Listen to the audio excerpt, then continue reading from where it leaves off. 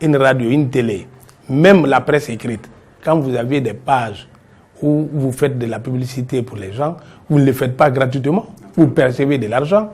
Donc vous devez reverser ce qui revient à l'État dans cette part de publicité que vous avez. Mais c'est ce que je vous disais tout à l'heure, c'est compte tenu de toutes les difficultés que draine ou entraîne la gestion quotidienne de ces médias privés que nous avons essayé de leur donner un peu de temps, le temps bien entendu, bien sûr, de les permettre de faire un peu d'entrée, mais ce n'est pas une volonté de laisser personne au-dessus de la loi, de les laisser et de dire que la presse est au-dessus de la loi. Non, la presse n'est pas au-dessus de la loi. La presse, les chefs, les PDG des radios, des télévisions ou les fondateurs sont des chefs d'entreprise. Comme tout autre chef d'entreprise, ils doivent s'acquitter des taxes. Les taxes et les impôts, c'est de cela que vivent tous les États.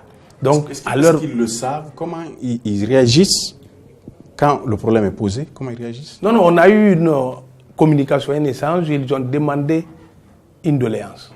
Ils disent de les laisser le temps un peu de respirer, que parce que les entreprises que les médias ne font pas partie des entreprises les plus prospères de la Guinée. Que donc, c'est des gens ils ont suffisamment et énormément de problèmes, de les donner un petit temps. Donc, c'est ce temps-là qui est là. Mais il n'est pas question de penser, de croire que les médias sont au-dessus de la loi et qu'ils ne doivent pas payer, n'est-ce pas, les impôts, les taxes, quand surtout on sait que, bien sûr, il y a toujours une page publicitaire qu'on constate dans les radios, les télés, et qui dure 5 minutes, 10 minutes, 15 minutes. Donc, je pense que l'année prochaine, cette question sera remise sur la table. Et même si c'est symboliquement, je pense qu'ils doivent aussi retenir qu'ils sont acteurs de développement et qu'ils doivent participer à la vie économique de notre pays en payant la taxe. C'est une question de responsabilité, de devoir et de patriotisme. Comme dans bon nombre de localités, le secteur de la publicité se développe sans véritable politique de réglementation. Du coup, la publicité anarchique prospère, l'Office guinéen de publicité entend y remédier. Il sort de son nid et ouvre ses antennes à l'intérieur du pays. Après Kindia, l'agence régionale de Kankan est opérationnelle. De nouveaux bureaux y sont aménagés pour couvrir les 5 préfectures de la région. Cette politique de décentralisation de l'OGP permet d'améliorer sa rentabilité en termes de recettes et de création d'emplois.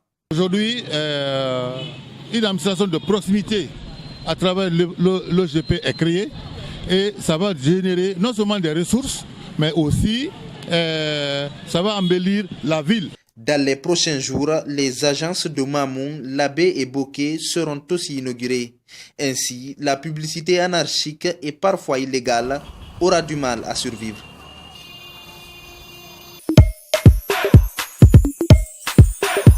Labé, l'une des plus grandes villes de Guinée. Ici, les activités économiques prospèrent, le secteur de la publicité aussi. Les annonceurs sont multiples, pourtant aucune structure de régulation ne couvre la région. Pour combler le vide, l'antenne régionale de l'OGP Labé est lancée. On est comblé de joie par rapport à ça. Surtout c'est la promotion des jeunes. Vraiment nous donnons la promesse de remplir avec gel les tâches qui nous seront conférées. Après la cité de Karamoko Alpha, nous sommes à Mamou. Désormais, il faudra passer par la première et nouvelle agence de l'OGP Mamou pour toute activité de publicité dans la ville.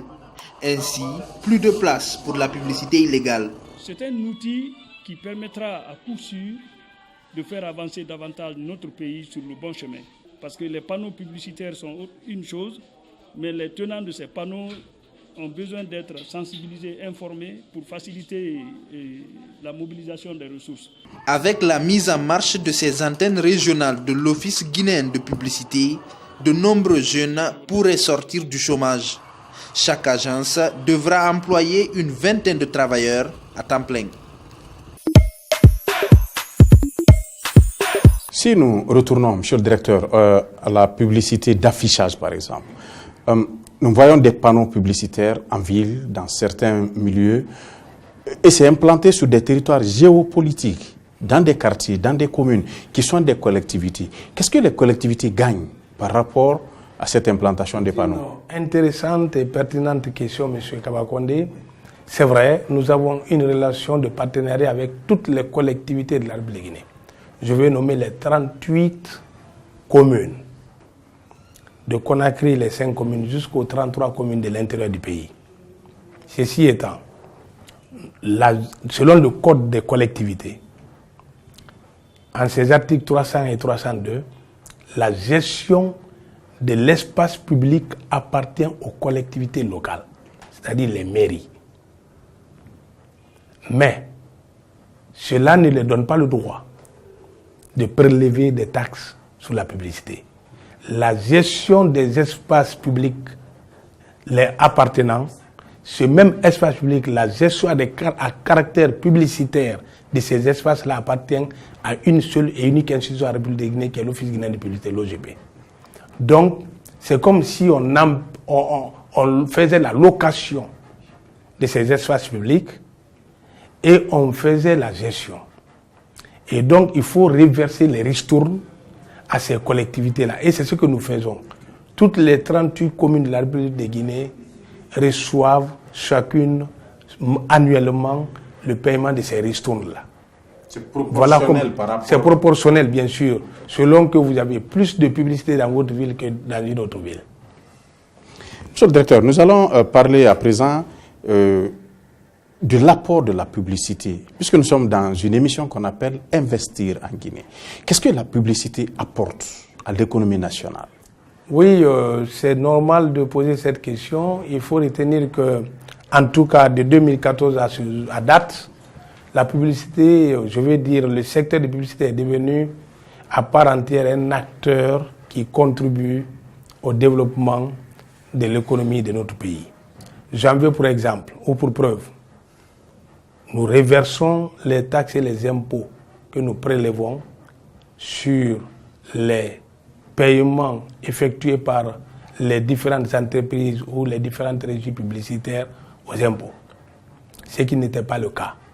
L'OGP, quand nous arrivions en 2014, il n'y avait que 15 travailleurs employés et qui se trouvaient seulement à la seule direction générale parce qu'il n'y avait pas d'autre direction ni d'autre démembrement. Aujourd'hui, nous avons, parce que le développement, c'est tous les domaines. Ça prend en compte le secteur d'emploi jeune.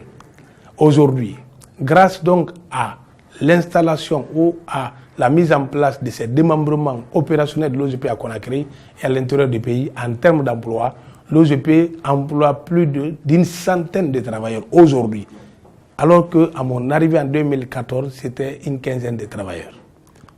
Avec à la clé, donc, la création d'emplois, une masse salariale donc proche de 300 millions de francs guinéens mensuels et avec bien à la clé le paiement des taxes et des impôts que nous devons à l'État parce que les EPIC sont créés en tant que structure de fonctionnalité de l'État pour permettre à l'État une bonne gestion des ressources dans son entièreté.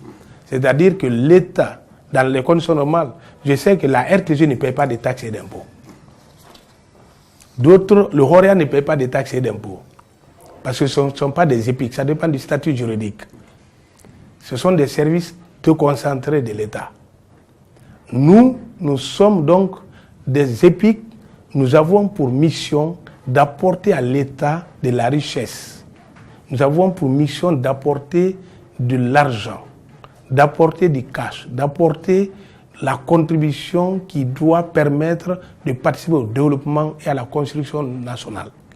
Donc, nous payons aussi, donc en créant les emplois, en créant les structures décentralisées à Conakry à l'intérieur du pays, nous participons d'une manière ou d'une autre au développement du pays parce qu'aujourd'hui, le marché de l'emploi est un marché saturé, plein de chômeurs, et donc nous contribuons à réduire le taux de chômage, mais aussi à réduire, n'est-ce pas, ce qu'on appelle la pauvreté. Nous contribuons donc à la réduction de la pauvreté. Parce que quand plus de 100 personnes travaillent, alors que ces jeunes diplômés sans emploi ne travaillaient pas, ça contribue, ils ont désormais un revenu qui les permet d'assouvir ou de faire face à leurs besoins multiples. De vivre décemment et de bien vivre. Cela est important à souligner. Mais aussi, nous reversons des taxes à l'État. Parce qu'un État, qu'il soit guinéen, français, américain, chinois, ne vit que des taxes et des impôts. Donc l'État, le fait de reverser les taxes à l'État est une contribution efficace et dynamique au développement national. Mais aussi le fait de recruter les diplômés sans emploi est une autre participation efficace et dynamique à l'économie et au développement national. Le fait, bien entendu, de reverser des ristournes aux collectivités locales constitue aussi une autre participation non moins importante. Donc tout cela, sans oublier, il faut le dire, sans oublier les investissements que nous faisons, qui deviennent désormais en meubles, en logistique, en matériel, en tout, cela aussi constitue aussi une autre forme de développement, parce que l'OGP, avant 2014, avant notre arrivée, qui était réduit à la direction générale dans un bâtiment colonial plus vieux que l'indépendance de la République de Guinée, ce bâtiment. Alors, ça veut dire qu'aujourd'hui, en prenant un nouveau siège, qui fait la fierté, qui renvoie une nouvelle image à la publicité en Guinée, à l'OGP, à notre institution, cela participe au développement. Donc, je voudrais vous dire que, et ce n'est pas seulement, comment dirais-je le cas, ça veut dire aujourd'hui que nous participons aussi parce que nous reversons à la fin de chaque mois à la Caisse nationale de sécurité sociale, nous versons de l'argent, nous participons. Tout cela, donc aujourd'hui, l'OGP participe activement, dynamiquement à l'économie nationale. Donc je pense que ça se passe de tout commentaire parce que dans tous les cas, les faits parlent plus que les mots. Plus que les mots. Justement, à votre arrivée en 2014, on avait déjà fait une première émission et un problème existait en ce moment. C'était qu'est-ce que les sociétés de téléphonie mobile, qui sont également un support de publicité, payaient à l'État ou ne devraient pas payer à l'État. Où nous en sommes aujourd'hui? Oui, vous êtes vraiment quelqu'un de percutant. C'est vrai que vous avez raison de poser cette question parce qu'on en avait parlé. Aujourd'hui, je ne dis pas que tout se passe à 100% parce que toute gestion, il y a des avantages et des inconvénients. Il y a aussi des difficultés. Mais aujourd'hui, j'ai pu vous dire et vous rassurer que nous avons un très bon partenariat avec l'ensemble des opérateurs de téléphonie en République de Guinée. Le problème est complètement résolu.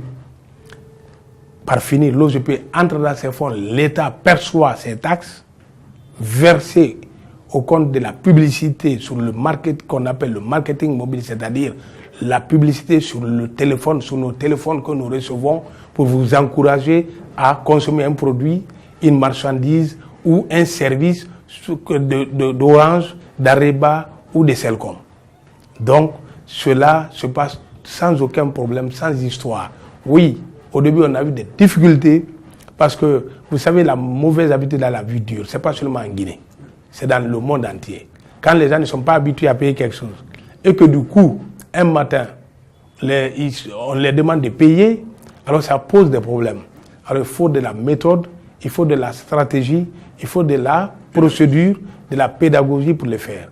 Nous avons commencé par la pédagogie, ça a marché pour ceux qui ont compris, ceux qui n'ont pas compris. Comme nous sommes dans un état de droit, nous sommes dit, l'État n'est plus dans ce contexte comme avant, qui a le pouvoir de vie et de mort sur les habitants. Nous sommes aussi justiciables. Nous posons le problème à la justice. Nous avons transporté le problème à la justice, devant la justice guinéenne qui a tranché. Donc l'OGP a donc bénéficié, a remporté tous les procès. Et par finir, les gens sont venus à l'amiable, on a résolu le problème, d'arrêter les procédures judiciaires à n'en pas finir. On a dit, ce n'est pas ce que nous avons voulu au début, mais on n'avait pas de choix. On nous a mis devant les faits accomplis. Donc aujourd'hui, tout se passe très bien, les rapports sont bons et je dirais même au beau fixe. Dieu merci. Avec les opérateurs de téléphonie. Monsieur le directeur, on vous a vu sur le terrain ces derniers temps, à l'intérieur du pays, en train d'inaugurer les agences régionales à Farana, à Labé, Kindia auparavant. Voilà. Alors, comment les agences ont été accueillies sur le terrain d'abord par les populations, mais par les opérateurs économiques qui sont sur place, parce que c'est eux qui doivent payer quelque chose. Est-ce que ça va bien? Oui, je pense que c'est une bonne question, M. Kabakonde. Vous posez de très bonnes questions. Et à l'intérieur du pays, ça se passe très bien. Je pense que les gens ont suivi un peu ce qui s'est passé à Conakry avec la ville de Conakry et les différents opérateurs de tous ordres. Opérateurs économiques, opérateurs de téléphonie, etc., etc., les banques, les assurances et tout. Donc, en suivant ça directement, grâce, bien entendu, aux médias, à la presse, parce que l'écho ne se limite pas sur Conakry, les gens suivaient tout à fait à l'intérieur du pays, les gens ont compris qu'il n'y a... Donc, on n'a pas eu assez de difficultés à nous installer à l'intérieur du pays, parce que déjà, je pense que la leçon a été tirée par beaucoup de gens, les opérateurs économiques, les opérateurs qui sont là, je pense qui sont sur place, nous allons néanmoins faire la même procédure, pédagogie, information, sensibilisation et, s'il faut maintenant, procéder au paiement des taxes qui nous reviennent de droit. Parce que je rappelle ici, depuis 30 ans, l'OGP a perdu l'argent comme ça à l'intérieur du pays. Beaucoup d'argent, on ne peut pas évaluer le montant. Parce que c'est ce qu'on appelle l'hémorragie financière, une déperdition financière colossale qui ne dit pas son nom. Parce que la nature a horreur du vide. Vous n'êtes pas à Kankan. Et pourtant, Kankan est une ville commerciale, une ville d'activité industrielle, agricole et autres. Donc, les acteurs économiques, les commerçants, les hommes d'affaires, pour faire vendre leurs produits, passent par la publicité. Et si l'OGP est absent, l'argent se perd et l'État perd, l'État ne reçoit rien. Et c'est ce qui est important à souligner en mettant en place ces démembrements. Ensuite, pour ce qui concerne l'intérieur du pays, les populations ont accueilli l'implantation de ces agences ou de ces directions régionales avec beaucoup d'enthousiasme. Pourquoi? Tout le problème fondamental aujourd'hui, le nœud du problème en Guinée et ailleurs aujourd'hui, c'est le problème d'emploi.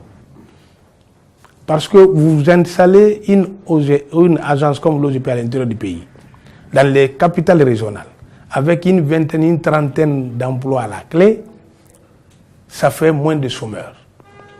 Ça crée l'emploi et ça donne l'espoir aux autres.